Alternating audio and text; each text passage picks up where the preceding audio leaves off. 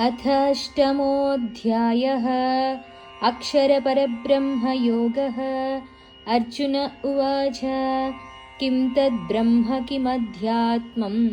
किं कर्म पुरुषोत्तमा अधिभूतं च किं प्रोक्तम् अधिदैवं किमुच्यते अधियज्ञः कथं कोत्र देहेऽस्मिन् मधुसूदन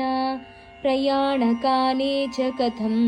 ज्ञेयोऽसि नियतात्मभिः। श्रीभगवानुवाच अक्षरं ब्रह्म परमं स्वभावोऽध्यात्ममुच्यते भूतभावोद्भवकरः विसर्गः कर्म संज्ञितः अधिभूतं क्षरो भावः पुरुषश्चाधिदैवतम् अधियज्ञोऽहमेवात्र देहे देहभृतां वर अन्तकाले च मामेव स्मरन्मुक्त्वा कलेवरं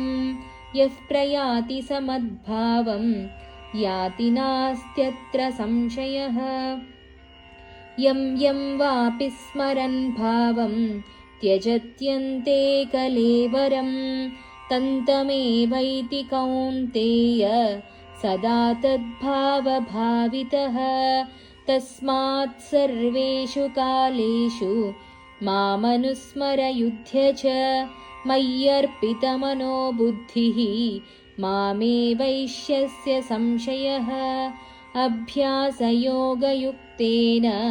चेतसा नान्यगामिना परमं पुरुषं दिव्यं याति पार्थानुचिन्तयन् कविं पुराणमनुशासितारम् अणोरणीयां समनुस्मरेद्यः सर्वस्य धातारमचिन्त्य रूपम् आदित्यवर्णं तमसः परस्तात् प्रयाणकाले मनसाचलेन भक्त्या युक्तो योगबलेन चैव भ्रुवोर्मध्ये प्राणमावेश्य सम्यक् सतं परं पुरुषमुपैति दिव्यम् यदक्षरं वेदविदो वदन्ति विशन्ति यद्यतयो वीतरागाः यदिच्छन्तो ब्रह्मचर्यं चरन्ति तत्ते पदं संग्रहेण प्रवक्ष्ये सर्वद्वाराणि संयम्य मनोहृदि निरुध्य च मूर्ध्न्याधायात्मनः प्राणम् आस्थितो योगधारणाम् ओमित्येकाक्षरं ब्रह्म व्याहरन् मामनुस्मरन् यः प्रयाति त्यजन् देहं स याति परमां गतिम् अनन्यचेताः सततं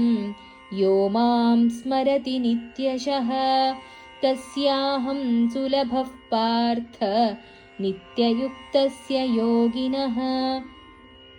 मामुपेत्य पुनर्जन्म दुःखालयमशाश्वतं नाप्नुवन्ति महात्मानः संसिद्धिं परमां गताः आब्रह्मभुवनाल्लोकाः पुनरावर्तिनोऽर्जुन मामुपेत्य तु कौन्तेय पुनर्जन्म न विद्यते सहस्रयुगपर्यन्तम् अहर्यद्ब्रह्मणो विदुः रात्रिं युगसहस्रान्तां तेहोरात्रविदो जनाः अव्यक्ताद्व्यक्तयः सर्वाः प्रभवन्त्यहरागमे रात्र्यागमे प्रलीयन्ते तत्रैवाव्यक्तसंज्ञके भूतग्रामः स एवायं भूत्वा भूत्वा प्रलीयते रात्र्यागमे वशः पार्थ प्रभवत्यहरागमे परस्तस्मात्तु भावोऽन्यः अव्यक्तो व्यक्तात् सनातनः यस्य सर्वेषु भूतेषु नश्यत्सु न विनश्यति अव्यक्तोऽक्षर इत्युक्तः तमाहुः परमां गतिं यं प्राप्य न निवर्तन्ते तद्धाम परमं मम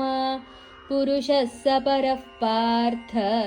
भक्त्या लभ्यस्त्वनन्यया यस्यान्तस्थानि भूतानि येन सर्वमिदं ततं यत्र काले त्वनावृत्तिम् आवृत्तिं चैव योगिनः प्रयाता यान्ति तं कालं वक्ष्यामि भरतर्षभ अग्निर्ज्योतिरः शुक्लः षण्मासा उत्तरायणं तत्र प्रयाता गच्छन्ति ब्रह्मविदो जनाः धूमो रात्रिस्तथा कृष्णः षण्मासा दक्षिणायनं तत्र चान्द्रमसं ज्योतिः योगी प्राप्य निवर्तते शुक्लकृष्णे गति ह्येते जगतः शाश्वते मते एकया यात्यनावृत्तिम्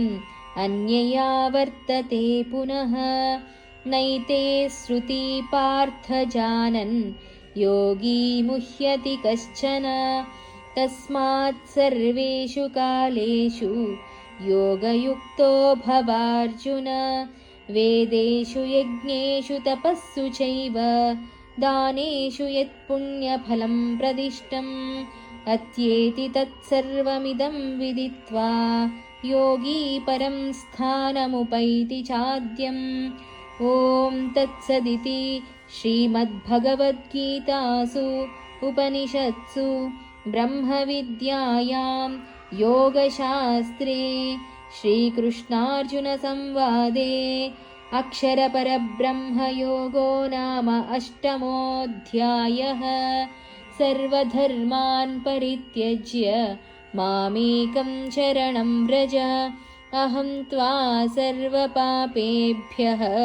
मोक्षयिष्यामि मा शुचः।